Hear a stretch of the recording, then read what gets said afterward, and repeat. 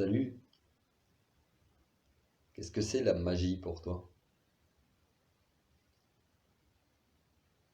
La magie, c'est pas que faire des rituels et faire des offrandes à des forces invisibles supérieures pour demander des faveurs avec certaines contreparties.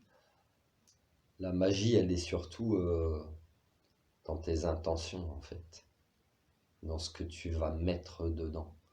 Donc si tu fabriques un petit collier comme je le fais des fois, enfin ça c'est pas moi qui le fabrique, mais si tu fais un petit collier comme tu fabriques ça avec l'intention de protection, de chance, ça fonctionnera.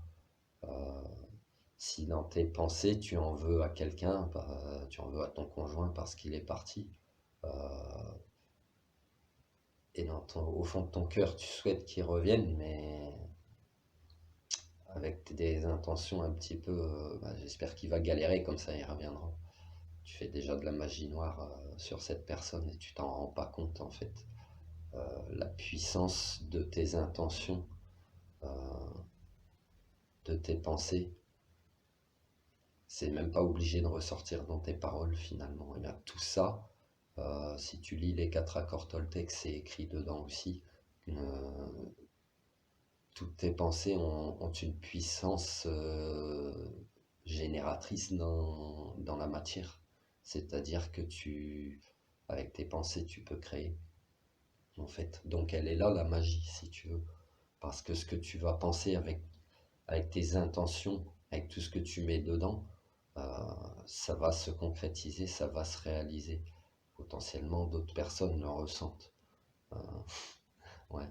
Tu ressens les mauvaises intentions à ton égard, par exemple. Tu vas sentir une grosse, grosse pression sur ton sternum comme ça. Donc, quelqu'un n'a peut-être pas forcément été voir un marabout pour te lancer un mauvais sort, etc. Mais c'est peut-être juste la puissance de ses intentions. Bon, là, en l'occurrence, c'est mauvais quand ça appuie comme ça.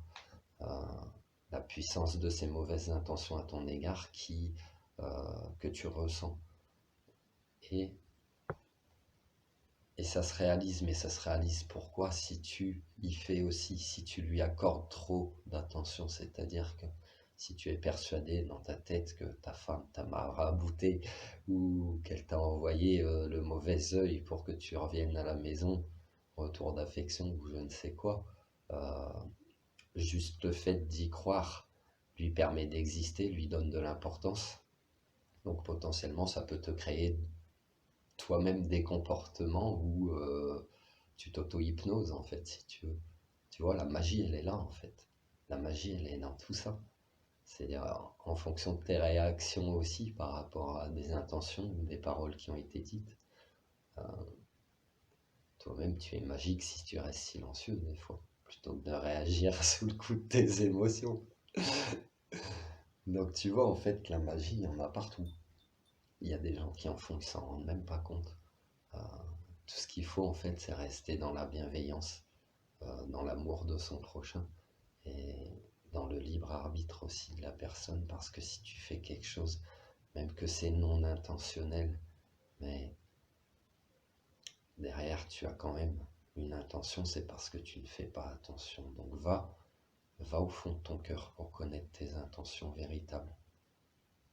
Et si tu t'aperçois que parfois tu souhaites de mauvaises choses finalement, ben, tu pourras changer ta façon de penser, parce que tu sauras que c'est pas bien quelque part, que tu dois laisser faire le cours des choses. Ta magie doit être créatrice et pas destructrice en fait. Tu comprends? Je te laisse méditer.